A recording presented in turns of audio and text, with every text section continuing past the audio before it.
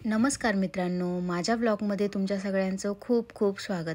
तर आज नेहमीप्रमाणे मी सकाळी उठले तर बघते काय घरामध्ये खूप आवाज येत होता. तर हॉलमध्ये जाऊन बघते तर काय सत्यमने खूप सारा पसारा काढून ठेवला होता.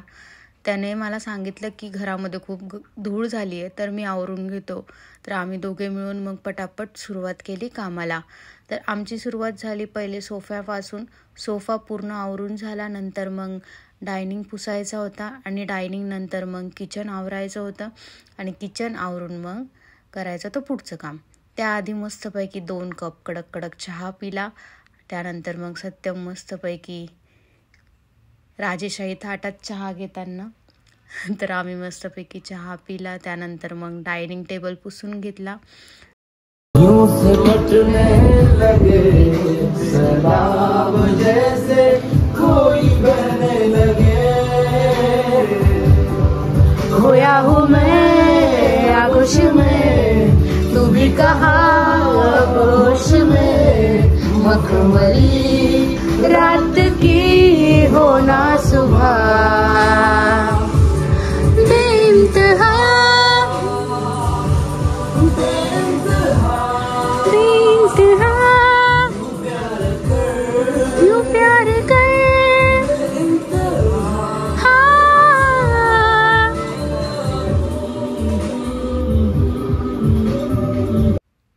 घरामध्ये मस्त गाणी वगैरे चालू होती आणि आमचं कामही चालू होतं. तर पटकन आम्ही टेबल चेंज करून घेतले. आम्ही थोडंसं घरामध्ये चेंज केलं. बेडरूममधला जो टेबल होता तो हॉलमध्ये लावला आणि हॉलमधला टेबल जो होता तो बेडरूममध्ये आणला. त्यानंतर मग मी पाहिलं की झाडांना मस्त फुलं आलेली आहेत. त्याला मस्त पाणी टाकून घेतलं. त्यानंतर मग ही आम्ही गावावरून आणलेली होती पोरं, ती सुकायला टाकलेली होती. त्याचंसुद्धा मस्त आम्हाला खायला काहीतरी बनवायचं होतं आम्हाला. त्यानंतर मग मी आणि सत्यमने पुढच्या कामाला सुरुवात केली. खूप वेळानंतर म्हणजे साधारण 1-1.5 तासानंतर आमचं सगळं काम झालं आणि मी मस्त जेवणाला बनवली खिचडी. बीट कट करून घेतलं आणि आम्ही दोघांनीही मस्त पोटभर जेवण करून घेतलं. घर मस्तपैकी सगळं आवरून घेतलेलं होतं. स्वच्छ वाटत होतं. घर पुसूनही घेतलं होतं. एवढं सगळं व्लॉगमध्ये टाकता आलं नाही, कारण कामामध्ये काय काय शूट करावं कळत नाही.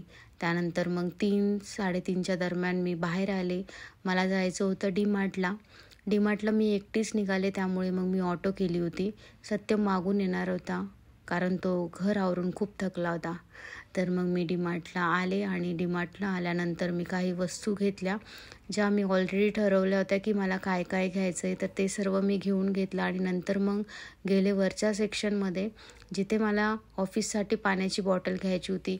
पण मला नंतर असं वाटलं की काही इन्व्हेस्ट करून फायदा नाही, कारण घरामध्ये ऑलरेडी खूप बॉटल्स पडलेल्या आहेत.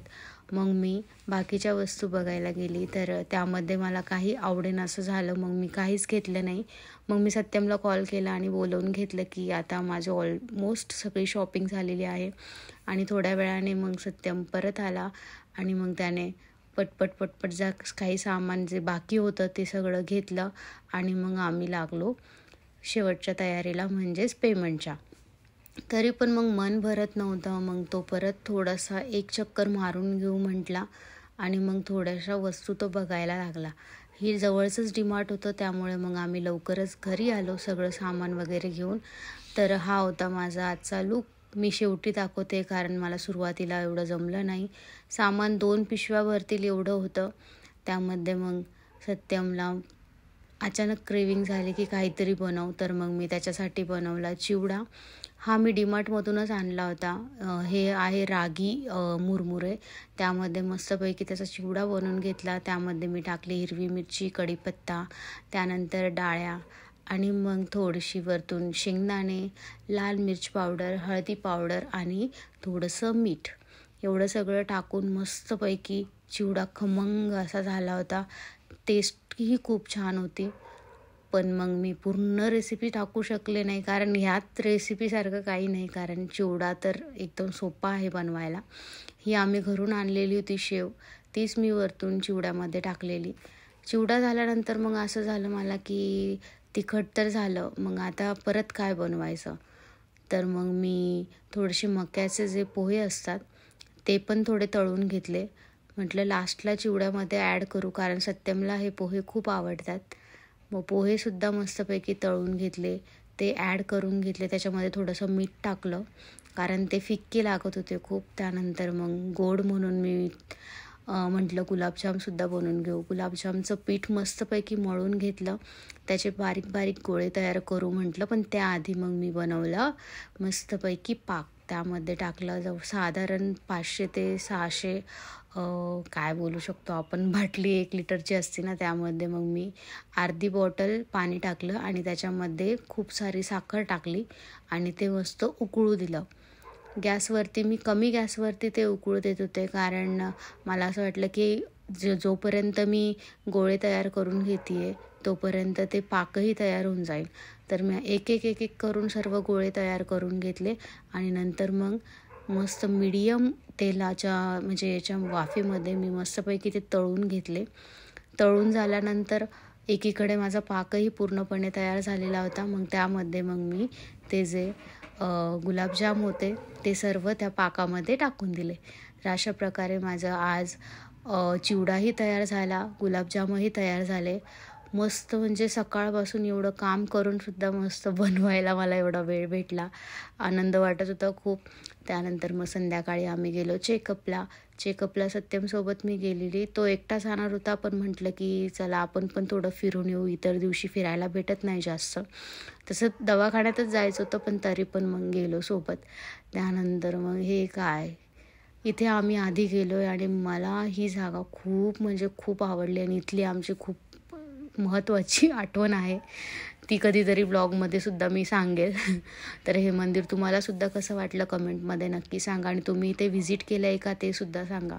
नंतर मग आलो हॉस्पिटलमधून मग परत आलो घरी आल्यानंतर मग म्हटलं चला गुलाबजाम टेस्ट करून घेऊया. मग सत्यमला दिले गुलाबजाम टेस्ट करायला. त्याने टेस्ट केला आणि त्याला गुलाबजाम खूप आवडले. मला माहिती मी जोपर्यंत व्हिडिओ पोस्ट करेल तोपर्यंत ते संपलेले सुद्धा असू शकतात.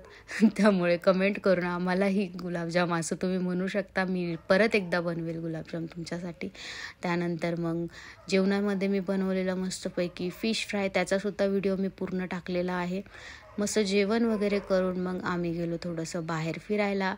तर आमचे नवीन व्हिडिओ बघण्यासाठी तुम्ही सबस्क्राईब करा माझ्या चॅनलला, लाईक करा, शेअर करा, कमेंटसुद्धा करा आणि काही सजेशन असतील तर नक्की सांगा. तोपर्यंत धन्यवाद. भेटूया नेक्स्ट व्लॉगमध्ये.